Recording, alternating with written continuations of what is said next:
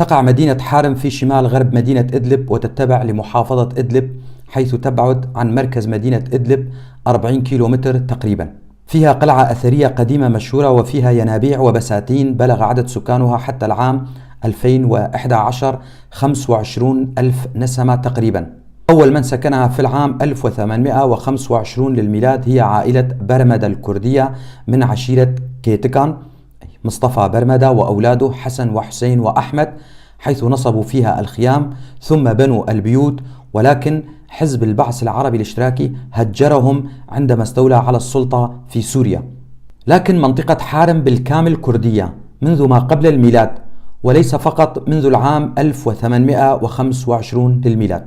وهنا أورد ما قاله المستشرق الفرنسي رينيه دوساوت والمختص بتاريخ سوريا والمتوفي سنة 1958 للميلاد في كتابه، والصادر سنة 1927 للميلاد في العاصمة الفرنسية باريس ما يلي.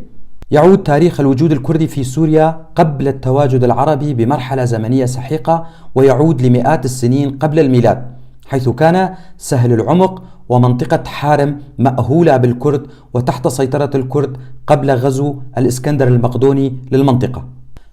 تشتهر حارم بالزراعة بكافة أنواعها، وأهمها زراعة شجر المشمش ونوعه الخاص المسمى شكربرا، أي شكربرا وكلمة كردية، شكر تعني السكر، برا تعني الشقيق أي شقيق السكر لحلاوة هذا النوع من المشمش، وأشجار الزيتون والتين وزراعة الخضروات، وخاصة الفليفلة الحارمية الحارة قرن الغزال.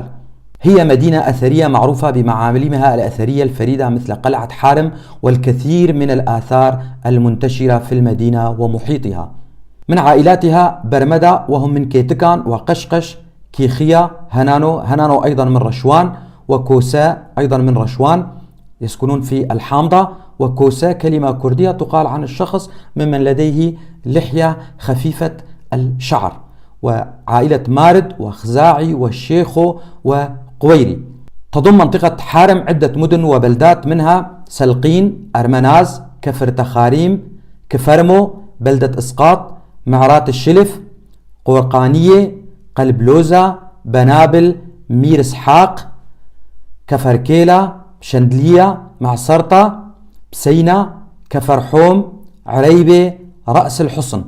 منطقة حارم بمدنها وبلداتها كردية الأصل، ولا زال الكثير من أهلها يقرون بكرديتهم بالرغم من محاولات التعريب، ولكن هذه المحاولات نجحت نوعا ما، وهنالك الكثير من الكرد ممن استعربوا والأمل بأن يعودوا